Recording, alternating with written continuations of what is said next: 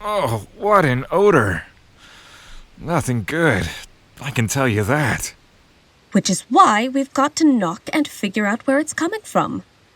As the new housing coordinator, it is your duty to make sure that the homes in our jurisdiction are kept up to a certain standard. I'm just stating facts. I know that, Sint. If Beauregard is in there, he's rotting away.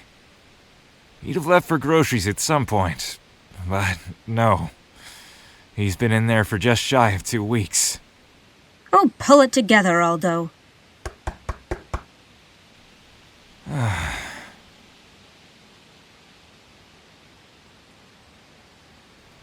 See, no response. What are you? It's unlocked. Come on, Aldo. If he's alive, we'll check up on him. If he's not, then we'll handle that if it comes to it. Tarnation. Heavens! What a reek! You don't need to tell me. Awful upkeep, too.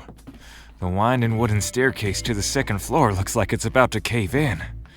Garish rugs, all coated in dust. I can wager they're covering cracked planks and all sorts of nasty spills. He's been gone for 5 years. Did you really expect the place to be featured in Garden and Home magazine? 5 years? By the looks of it, Beauregard was no custodian even then. Enough with the whiny observations, Aldo. A man of your stature ought to be above that. I think the kitchen's this way. You can check the cellar, which should be over there. Unless the cellar's paved in gold, I think I'll stick to the top of the stairs.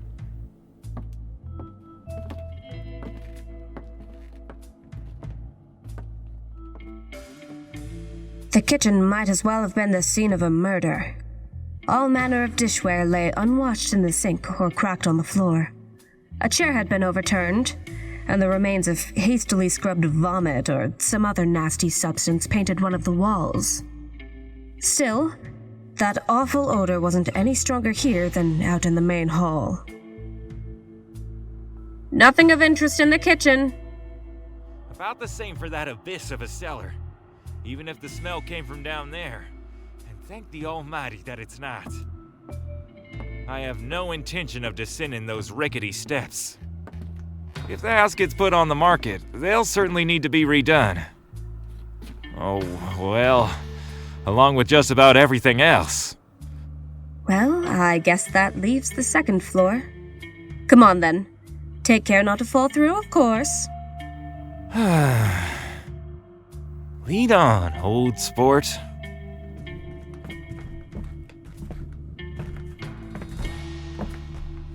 It's getting stronger up here. From over there, it looks like... might be the master bedroom. It looks like the floor in that room has suffered some fire damage. A drunken old buffoon of a sea captain in a house almost entirely made of wood. It's practically a matchbox. Wouldn't be surprised if he dropped a candle or... Oh Christ!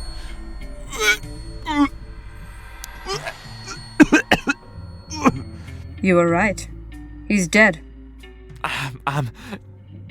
I'll use my car phone. Dial the sheriff.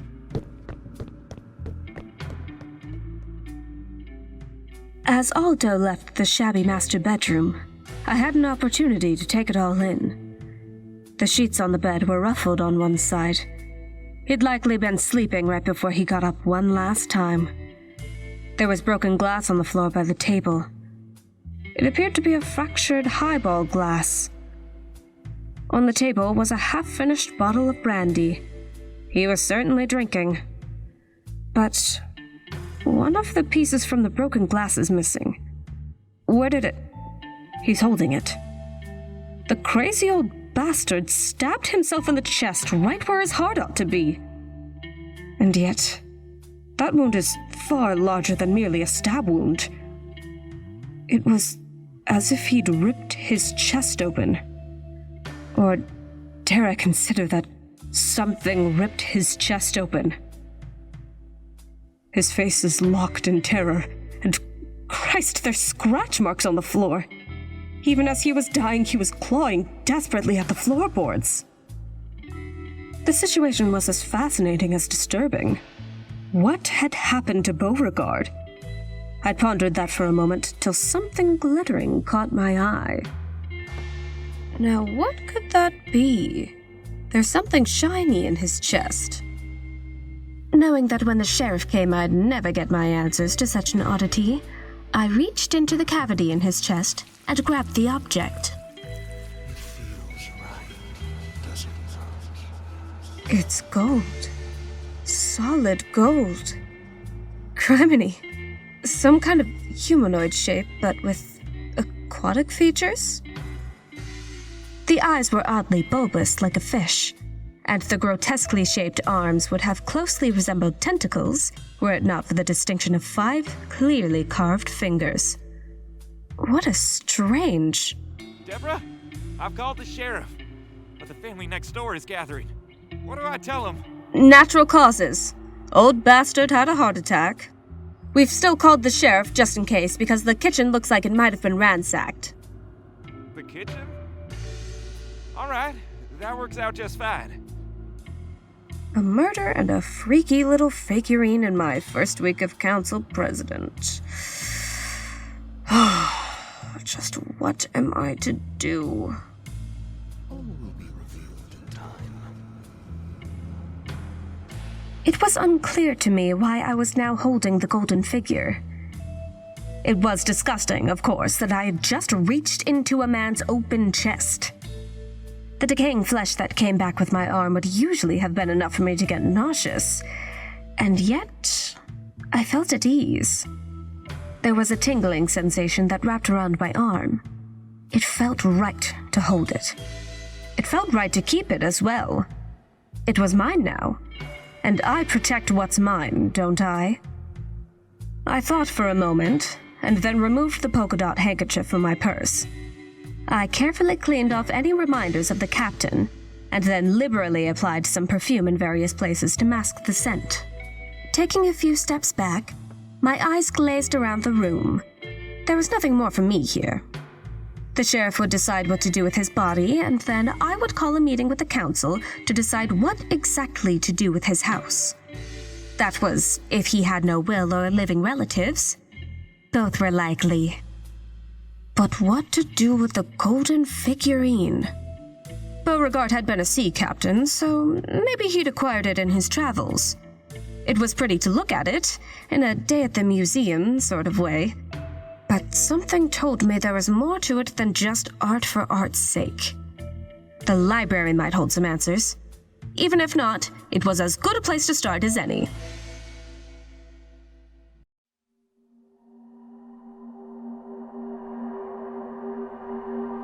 The Eastmouth podcast is written, produced, and engineered by DC Tullis.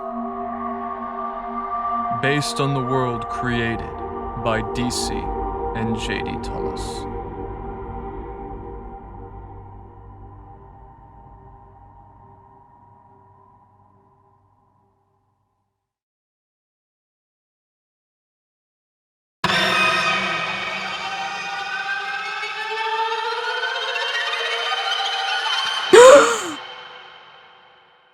I woke with a pounding headache and a sense of defeat. The library hadn't yielded many answers. The figurine most resembled a naga of sorts, and it wouldn't be surprising if tens of thousands of years ago it had served as a religious idol. Yet there were enough unique quirks, and the lingering question of how the captain had came upon it in the first place, that I'd returned home feeling unfulfilled. My bloodshot eyes swiveled around the room, and I caught the edge of the clock. I bolted upright. It was 11:39 a.m. The bake sale had already started, and I, as the organizer, was nowhere to be seen. As quickly as I could, I put the idol out of mind and scrambled to get ready. I was outside and heading down towards Main Street before the hour struck. The air was fairly warm, despite the cool ocean breeze drifting up towards Main Street. It was a pleasant Wednesday afternoon, and I could already see townsfolk walking past the table for the bake sale at the edge of St. Gabriel's lawn. As I neared the church, I realized that I had forgotten to apply blush before I left. Quickly, I removed a tin with a mirror and a small brush from my purse and attentively applied the makeup while making certain I didn't trip on the uneven sidewalk.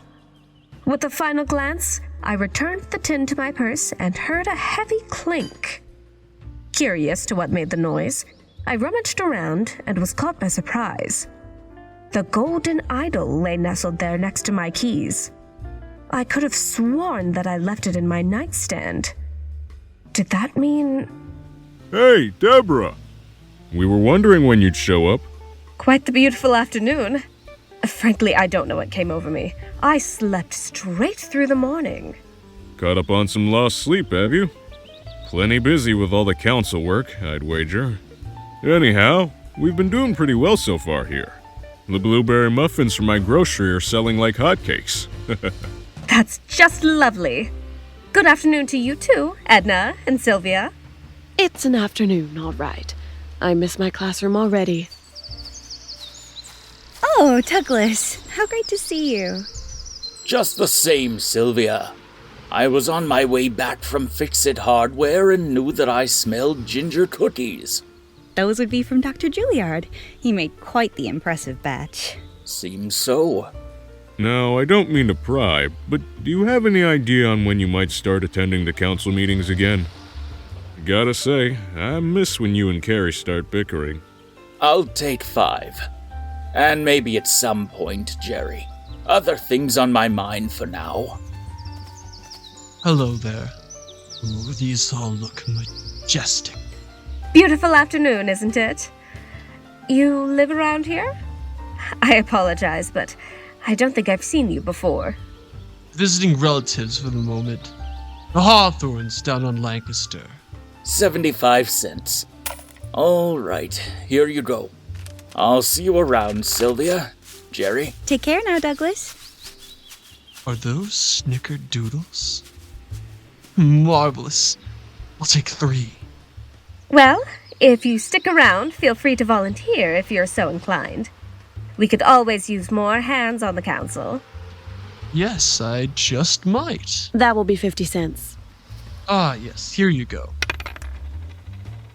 Thanks again.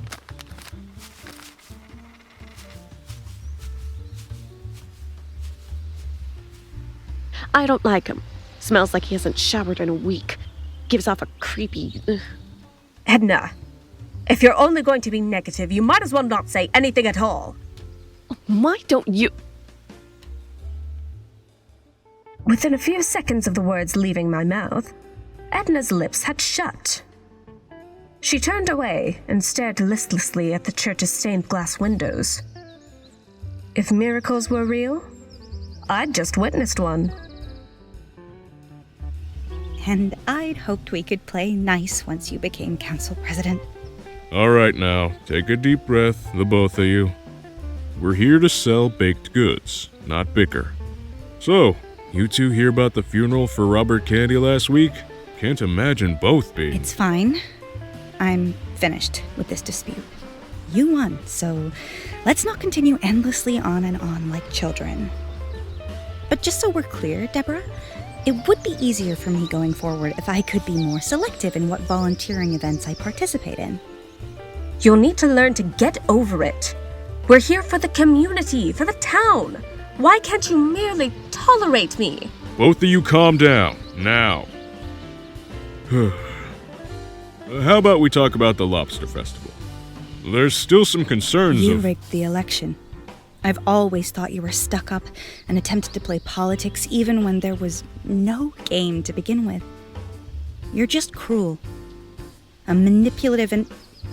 I'll never...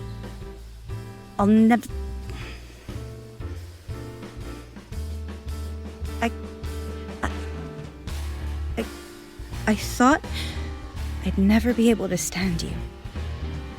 But why isn't that true? I couldn't bear seeing your face when you arrived, let alone even a minute ago, and yet now you're almost glowing. What? She's telling the truth. I've never disliked you per se, but you seem different today. I don't know if it's your attitude, but whatever it is, congratulations, and don't stop doing it. I was horridly confused at what was happening around me. Sylvia had never been honest towards me for even a second, and yet here she and Jeremiah were now, acting as if I was an angel. It was... My hazy train of thought was disrupted by another arrival.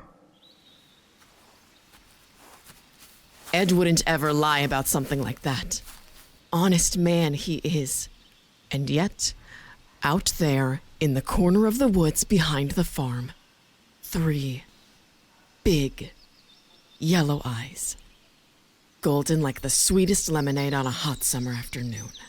Now, Jennifer, you know how you get sometimes. All worked up over something silly. Remember the scarecrow? That creature Aldo raved about. It's as real as can be. Don't matter a bit what that pencil-necked Juilliard convinced him of. Afternoon to the two of you. What are you looking for today? Snickerdoodles? Banana bread? I'll take 2 of those lemon bars. Thank you kindly. Just a tonic for me. I can get that for you. What was happening? They were all acting so different. And my brain was starting to feel clouded, masked by some kind of a hazy fog. My concentration started to falter as I went to reach down towards the cooler on the grass. And then my left foot gave way. It felt too light, like a feather, as if it might not even be there anymore. Somehow stolen when I was distracted. And then the sunlight was too bright, and the fog rolled in, and I wasn't there anymore.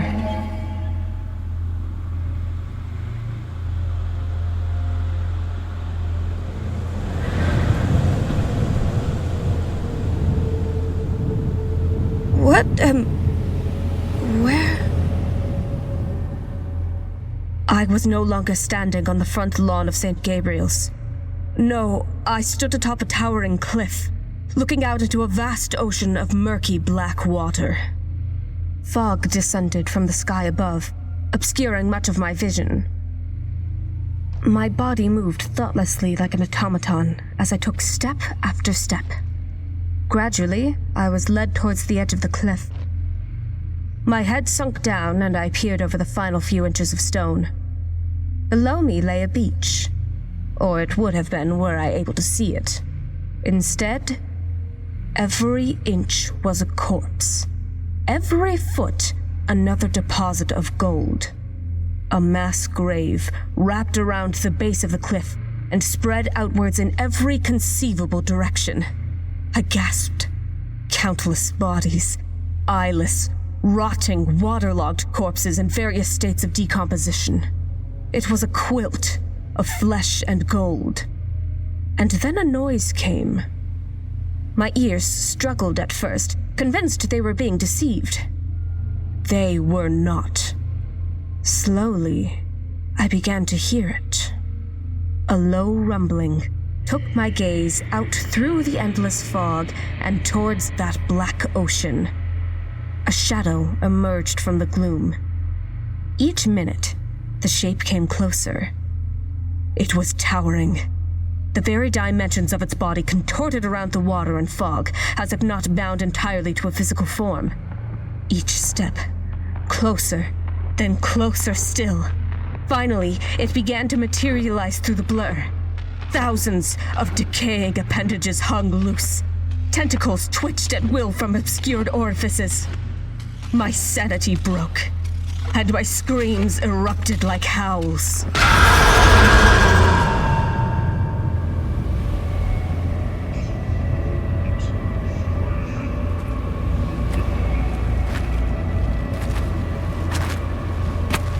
Be not afraid.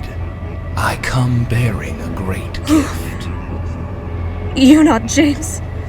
Where am You shall be my voice, the deliverer of my message, the speaker. Me? You are not without ambition, without tact. I see it all. The end of a mortal life and a symbolic union. A vehicle escaping the captivity of a grove of oak trees. An end to an identity.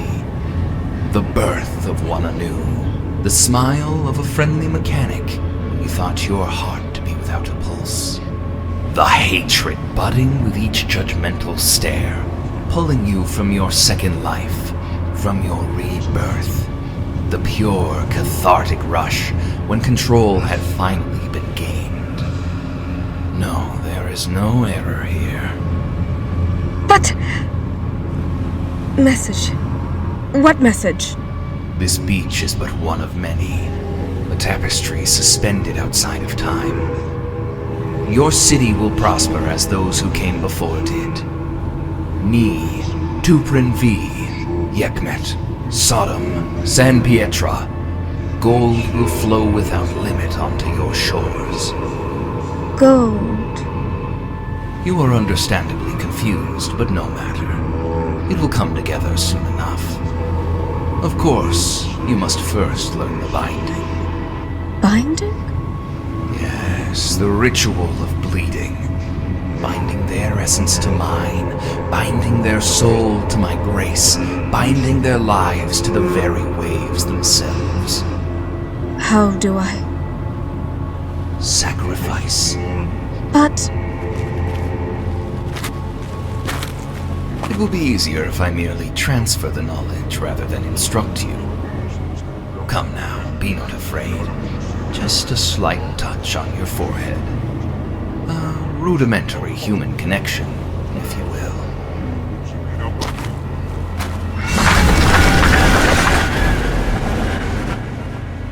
I knew it all then. Histories that could not be known. Rituals that hadn't been performed in a millennia. It was all Mydran's. And it was all mine. The power, the knowledge, the freedom. A glowing current flowed through my fingers, radiating my body with adrenaline and ecstasy. It had started with the idol. Removed from a shipwreck off of the coast of an island that could not be seen from sea or air.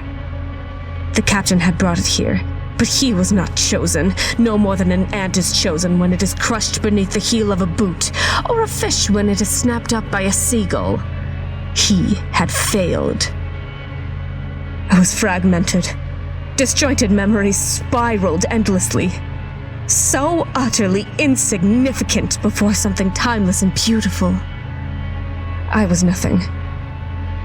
But I was not without an opportunity. I agreed, and the pact was complete.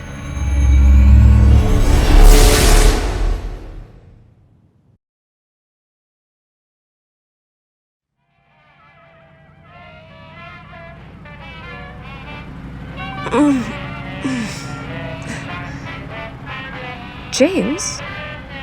It's me, dear. The others didn't really know what to make of it. Apparently, you just reached out and fainted. Have you been sleeping and eating well?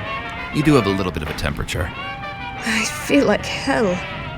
It's as if someone scrabbled my brain on a skillet. Best rest up then, Deb. We've got that council meeting about the lobster festival on Friday. Could always reschedule or have someone else take care of it. No need to push yourself further when you've already been given such a great responsibility. Being council president? It's not so bad. Warchuck, that old drunk, always made it seem like Kent did so much. It's plenty true that you're capable, but you still shouldn't push yourself so much. Really, you shouldn't be putting yourself in any position of discomfort. Just being around Edna and Sylvia is enough discomfort as it is. They were acting rather strangely today, if I recall. They're bothering you, dear? Nuisances. But they've always been that. Luckily, they don't have the resolve to do anything more than run their mouths behind my back. Nuisances, you say? Oh no, we certainly can't have that. Would you like me to kill them for you, dear? Oh, please, James, quit the ribbing. I love you very much, but I would never expect you to go to such extents. That was no joke. This is, well, so unlike you, James. You don't threaten to kill people. It's just not in your nature. My nature. Is this not what you want me to be? But I can't believe I'm saying this, but would you truly kill for me, dear? If there ever came a time, that is. Without hesitation. I love you, Deb. You have a great mission to fulfill. It washed over me when I carried you to the car. I nearly collapsed as well once it all became clear. My mission? You'll remember in due time, Deborah. You're the speaker now. None could be more qualified than you. It felt as if my mind had splintered once more as that vision flooded back in all at once. I did have a great purpose to fulfill, and James would help me do so. Blood would soon spill into the streets just as Mydron wished. Only then would things become whole again.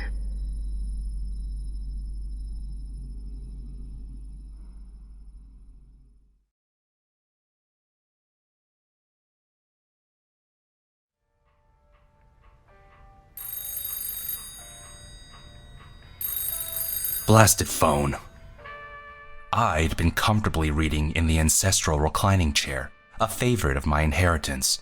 Frankly, most of what he'd left behind frustrated me to no end. There's nothing like being born into a millennia-old obligation to your tribe. Even with them all long dead or moved away, here I was, making sure nobody did anything foolish with the well. To be truthful, it wasn't all so bad. A military organization within the government had come to an agreement with my father and I before he died. Tricorn helped monitor the well alongside other anomalies. Dimensional rifts were not their usual type of tango, but it was comforting to know that if something did truly happen, I wouldn't be left alone to sort this mess out. You could count on the Watchers maybe a half-century ago, but now? Foolish question. So it was now just me and the phone. Wait, the phone? Shit! Better be something worthwhile. Hello? Is this Chuck?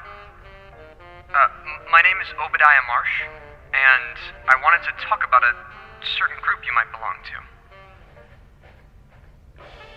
Hello? Let the Watcher stay dead. The little brat might have a brain between his ears, but I'd rather swallow a bullet than get wrapped up in that crap.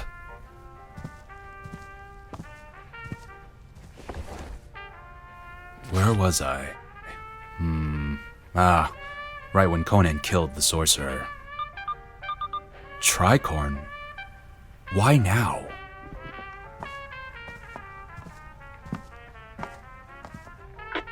This is Chuck speaking.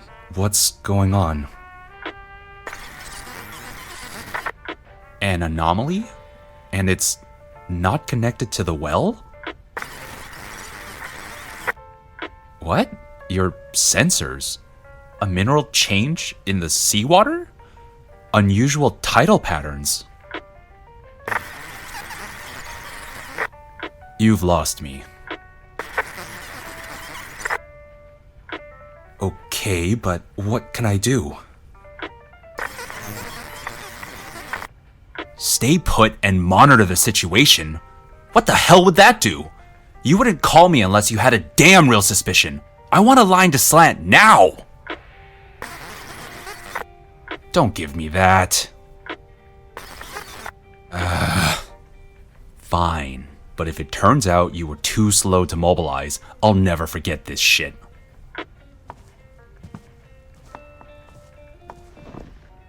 Bastards. Perfectly good day, and now I've got a real gnawing, awful feeling about this.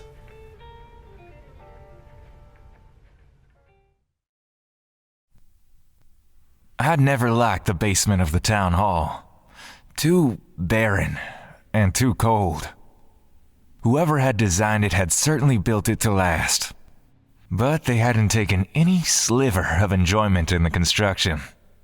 Anyhow, today was the day. Deborah's first major organizational role since being elected council president.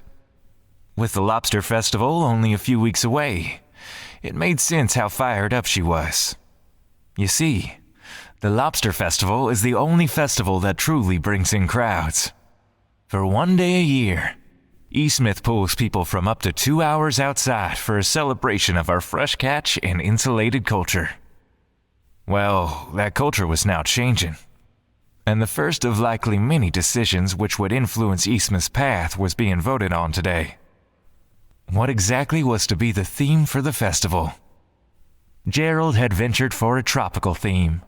All very Hawaiian with torches and dancing. Carrie, on the other hand, had been greatly pushing for a Hollywood boardwalk type experience, dressing like old movie stars and wearing Frankenstein or Wolfman costumes.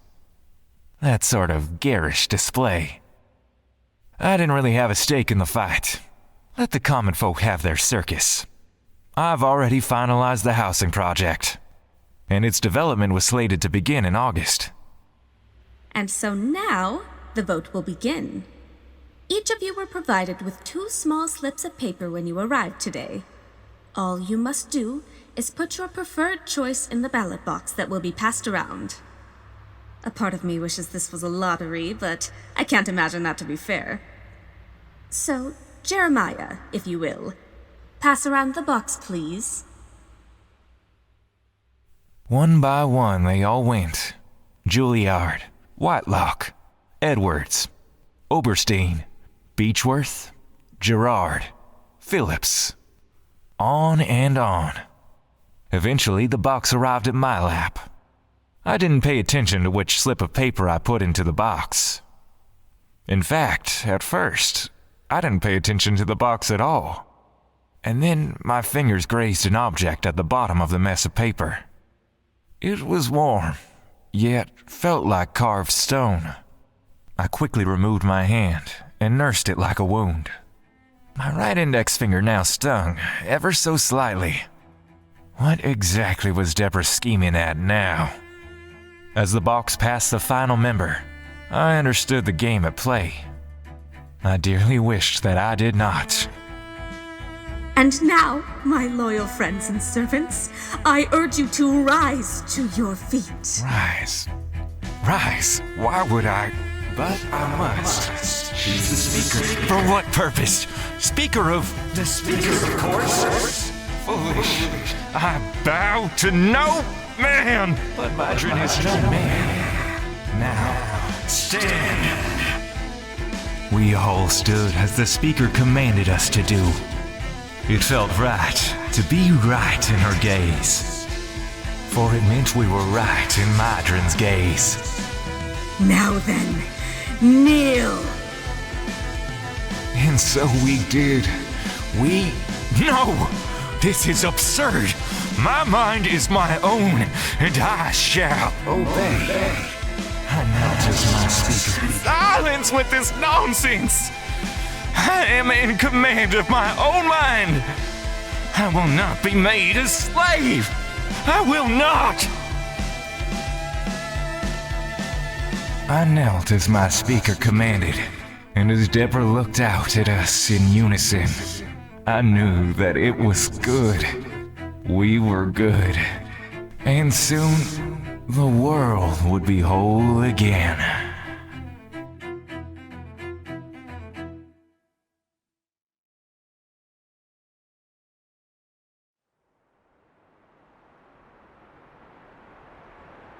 Oh, Sammy, my boy. You always listen. Yes, old bottle of whiskey. You listen too. But you like to go away now, don't ya? But Sammy boy, he stays. A true friend. A real son. Just like the original. To Sammy. The bestest son, fish, friend, to Sammy. What's this then? A bar of gold. Oh, what do you think? There, Sammy boy, some kind of language on it? French? No. Italian. Gots to be. But, what's it doing down here? Bad omen. That be. If there be a god above or below, take back your gold. We don't want no trouble here. No, sir. Come on, Sammy, boy. We best prepare. I don't be liking that sign. Nope. No, not one bit.